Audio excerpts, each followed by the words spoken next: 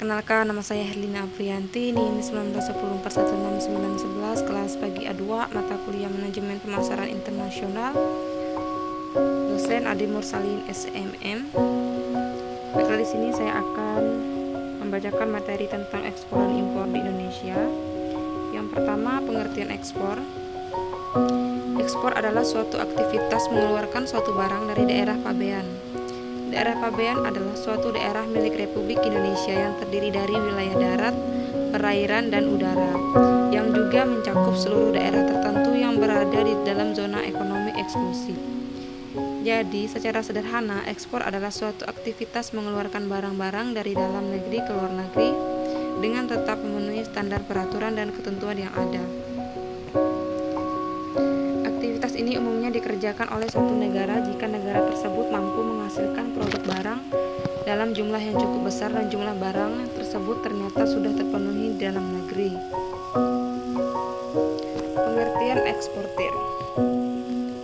Eksportir adalah kegiatan perseorangan atau badan hukum dengan melakukan kegiatan ekspor. Jika kegiatan ekspor dilakukan dalam skala yang lebih besar, maka proses pengiriman tersebut akan melibatkan bea cukai yang berperan sebagai pengawas lalu lintas pada suatu negara. Seluruh barang yang akan hendak diekspor akan selalu mempunyai ketentuan sendiri tergantung dari jenis barang tersebut.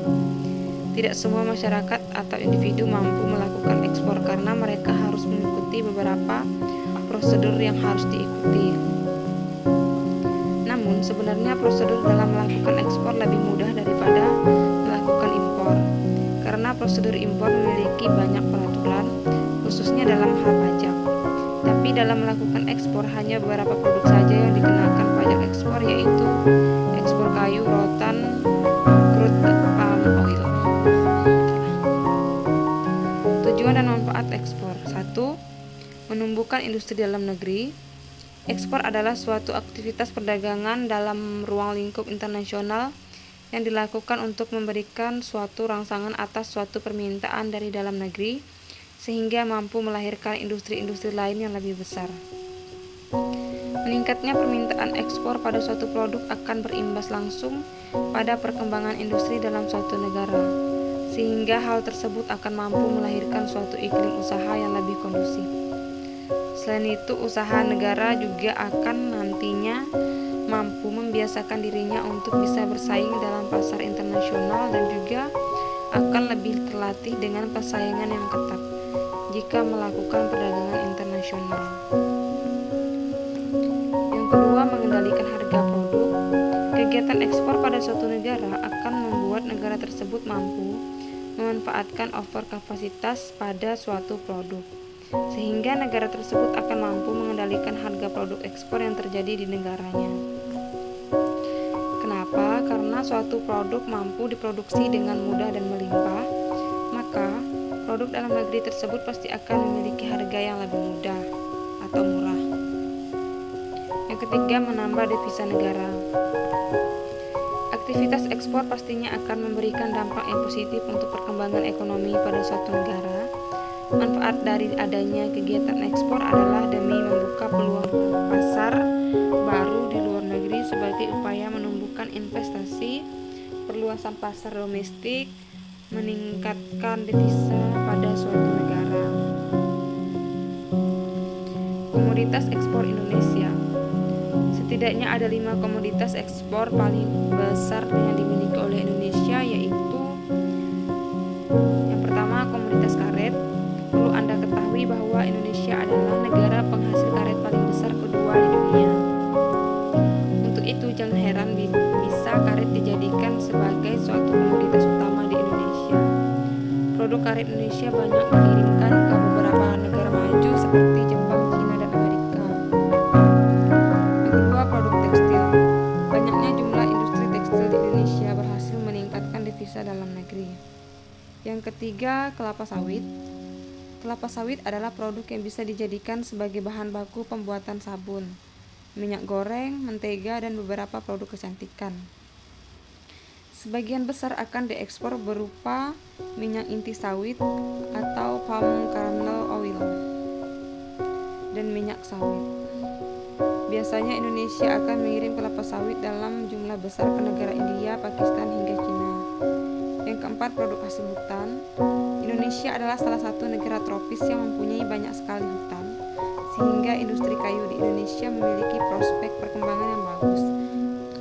Beberapa hasil hutan yang dikirim ke luar negeri adalah pulp, kertas, dan kayu. Yang kelima, kakao. Perlu Anda ketahui bahwa Indonesia adalah negara penghasil biji kakao ketiga paling banyak di dunia. Nantinya, biji kakao ini akan diolah menjadi coklat atau makanan lain.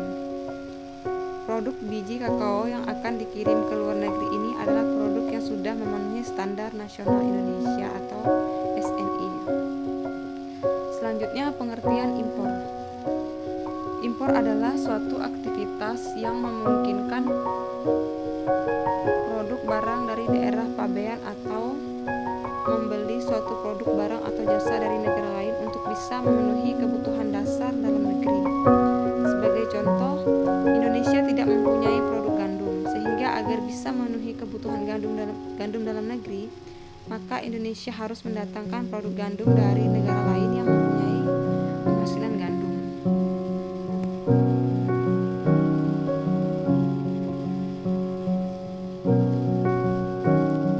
Selanjutnya, aktivitas pengiriman barang impor yang dilakukan dengan skala besar ini membutuhkan proses pendampingan oleh bea cukai. Umumnya, pihak pemerintah akan menerapkan tarif pajak atas setiap produk impor ke masing-masing importirnya. Hal tersebut menyebabkan produk barang impor mempunyai harga yang lebih mahal karena di dalamnya telah dibebankan biaya pajak yang harus dibayar oleh konsumen. Untuk itu, tidak heran jika barang impor memiliki harga yang cenderung lebih mahal daripada produk lokal. Namun, tidak semua produk bisa atau boleh masuk sebagai barang impor. Pihak Direktorat Bea Cukai mempunyai peraturan yang memperbolehkan dan melarang barang impor, seperti hewan, obat-obatan terlarang, senjata api, serta seluruh benda yang memiliki unsur pornografi. Tujuan dan manfaat impor. Seperti yang sudah dibahas bersama di atas, kegiatan impor memiliki tujuan utama untuk memenuhi kebutuhan dalam negeri. Kegiatan ekspor dan impor ini adalah salah satu bentuk dari komunikasi dan kerjasama pada tiap negara. Paling tidak ada salah satu hal yang harus membuat negara tersebut membangun hubungan baik dengan negara lain untuk memenuhi segala kebutuhannya, seperti dalam kegiatan perekonomian. Sementara itu, tujuan lain dari adanya aktivitas impor ini adalah demi meningkatkan neraca pembayaran serta mengurangi adanya keluaran devisa pada negara lain. Komoditi ekspor dan impor. Komoditi adalah suatu produk barang dan jasa yang mampu memenuhi kebutuhan pembeli. Jenis komoditi yang hendak diekspor pada suatu negara harus memiliki keunggulan maupun kelebihannya sendiri. Namun setidaknya terdapat 3 faktor yang mampu mempengaruhi keunggulan pada suatu komoditi, yakni faktor teknologi, alam, dan biaya produksi. Yang pertama, faktor alam. Kondisi geografis pada suatu negeri adalah faktor yang mempunyai pengaruh keunggulan pada suatu komoditas. Seperti di Indonesia yang memiliki iklim tropis, sehingga banyak pohon karet yang mampu tumbuh besar. Faktor biaya produksi. Selain faktor alam, biaya produksi juga turut mempengaruhi keunggulan atas suatu komoditi. Pengaruh suatu harga barang bisa dipengaruhi oleh pengeluaran biaya produksi yang rendah. Dan yang terakhir, faktor teknologi. Pemanfaatan teknologi dalam proses pembuatan suatu komoditi akan